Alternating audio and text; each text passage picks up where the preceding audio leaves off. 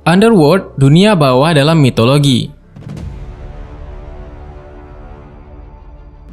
Dunia bawah dalam mitologi Yunani adalah suatu tempat yang terletak jauh di dalam tanah atau di perut bumi. Dunia bawah sering juga disebut sebagai Hades, yang diambil dari nama dewa penguasanya, yaitu Dewa Hades. Dunia bawah menurut mitos merupakan tempat bagi para arwah manusia yang sudah meninggalkan tubuh mereka. Ada 5 sungai mengalir di dunia bawah, yaitu Sungai Acheron, Sungai Kesedihan, Sungai Kokitos, Sungai Ratapan, Sungai Phlegeton atau Sungai Api, Sungai Lede atau Sungai Kelalaian, dan Sungai Styx, Sungai Kebencian, yang membentuk batas antara dunia atas dan dunia bawah.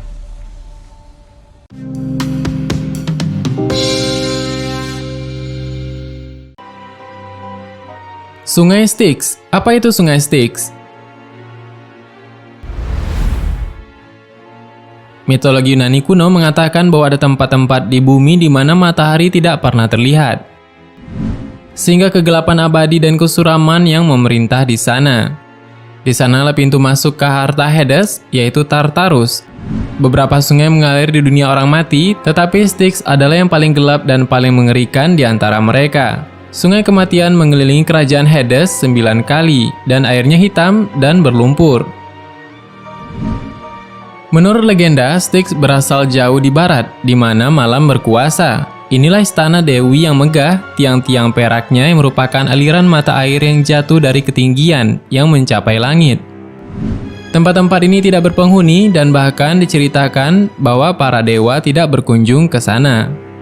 Dan diceritakan pula bahwa sumber air mengalir ke bawah tanah, dan ada satu legenda yang mengatakan bahwa begitu Styx mengalir di bagian utara Arkadia, dan Alexander Agung diracuni dengan air yang diambil dari sungai ini. Seperti juga seorang bernama Dante Alighieri dalam komedi ilahinya yang menggunakan gambar sungai di salah satu lingkaran neraka. Hanya di sana ia muncul sebagai rawa kotor tempat orang berdosa terjebak selamanya.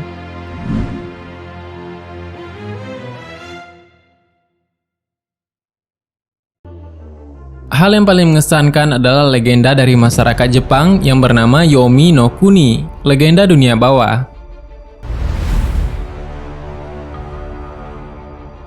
Yomi atau Yomi no Kuni menurut mitologi Jepang merupakan nama yang digunakan untuk menyebut tempat beradanya orang-orang yang telah mati. Dalam catatan lain, selain orang-orang yang telah mati, Yomi juga dihuni oleh dewa kegelapan.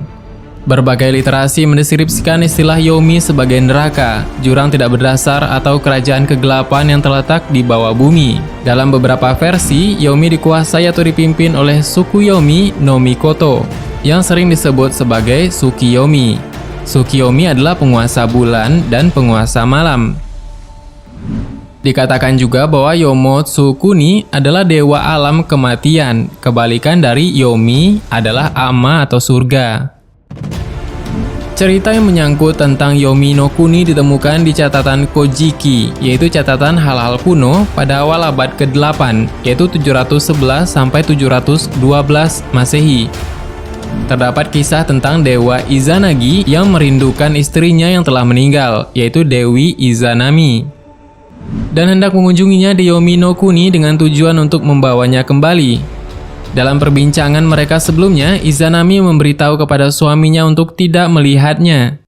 Namun Izanagi telah melanggar janji tersebut dan menatap istrinya. Dan Dewa Izanagi terkejut dengan penampilan Izanami, istrinya yang telah membusuk, dipenuhi oleh belatung dan 8 dewa petir ternyata mengikat tubuhnya.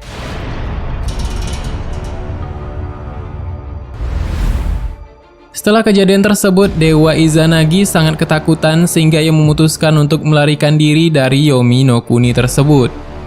Meski pada akhirnya Izanagi berhasil lolos dan keluar dari Yomi no Kuni dan menutup pintunya dengan sebuah batu besar, Izanami sangat murka dan berteriak di balik pintu dengan mengatakan bahwa ia akan membunuh 1000 orang setiap harinya selama Izanagi tidak mau tinggal bersama dirinya.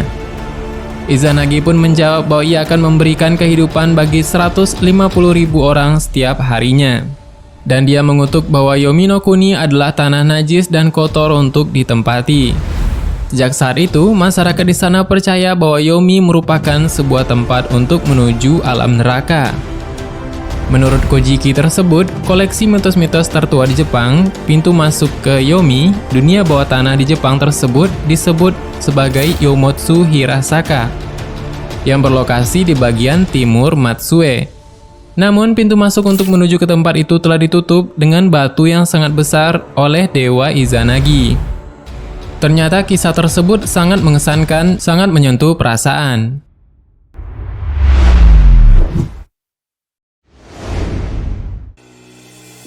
Dunia bawah dalam kisah ajaran Jainisme. Menurut ajaran Jainisme, terdapat 3 serangkai, yaitu seorang bergelar Basudewa bersama kakaknya yang bergelar Baladewa, dan musuh mereka yang bergelar Pratibasudewa. 3 serangkai tersebut lahir pada setiap zaman dan dengan nama yang berbeda-beda. Baladewa adalah penegak prinsip Jainisme tentang tindakan tanpa kekerasan. Akan tetapi Basudewa harus mengabaikan prinsip itu untuk membunuh Pratibasudewa demi menyelamatkan dunia. Kemudian Basudewa harus turun ke neraka atau dunia bawah sebagai hukuman atas tindakan kekerasan yang dilakukannya. Dan setelah menjalani hukuman, ia dilahirkan kembali sebagai seorang Tirtankara.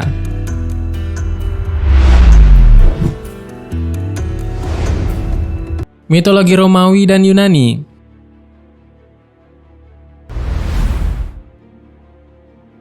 Banyak pemujaan lokal Yunani yang mengklaim bahwa mereka mengetahui jalan masuk ke dunia bawah. Mereka juga memiliki ritual keagamaan yang dikhususkan untuk dunia bawah. Tempat yang paling banyak disebut sebagai pintu masuk ke dunia bawah adalah sebuah gua di Sparta. Geografer dan penulis kuno semacam Pausanias dan Strabo juga menyebutkan bahwa tempat yang dipercaya sebagai jalur menuju dunia bawah diantaranya adalah Gua Cumae, Tanjung Trainaron, dan Avernus, dan lain sebagainya. Dalam mitologi Romawi, pintu masuk ke dunia bawah terletak di Avernus, sebuah kawah di dekat Cumae, dan merupakan rute yang digunakan oleh Aeneas untuk pergi ke dunia bawah. Mitologi dengan jelas menunjukkan bahwa sebenarnya ada 3 cahaya sekaligus, yaitu bawah tanah, di atas tanah, dan di bawah air. Ini merupakan misteri dan mitos yang banyak terdapat di berbagai kepercayaan di seluruh dunia. Meskipun bawah air dapat dengan aman dikaitkan dengan dunia terestrial. Jadi, dalam ceritanya, ketiga kerajaan ini diperintah oleh 3 bersaudara dengan kekuatan dan signifikansi yang sama, yaitu Zeus, Poseidon, dan Hades. Itu menurut kepercayaan Yunani, dan menurut kepercayaan orang Romawi, yaitu Jupiter, Neptunus, dan Pluto.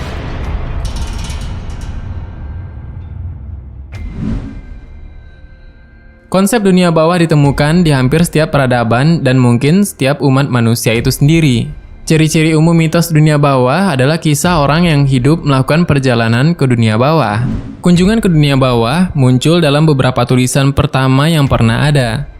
Seperti sebuah legenda di Sumeria yang ditulis oleh Cuneiform pada tablet tanah liat sebelum 1900 sebelum Masehi yang menceritakan tentang Dewi Inanna, yang juga dikenal sebagai Istar, dan kunjungannya ke tanah kematian. Perjalanannya melalui dunia bawah menandai pergantian musim di antara orang Yunani, ritme siang dan malam di antara orang Mesir, dan asal-usul dunia di antara orang Maya. Itu dulu pembahasan kita mengenai dunia bawah. Bagaimana menurut tambahan? Silahkan berikan tanggapan dan komentar di bawah. Sebenarnya masih banyak hal yang belum akan kita bahas. Tetap nantikan video selanjutnya, tekan tombol subscribe dan klik icon lonceng berada di sebelahnya. Terima kasih sudah menonton hingga akhir video ini. Kami doakan semoga sehat selalu. Sampai jumpa lagi.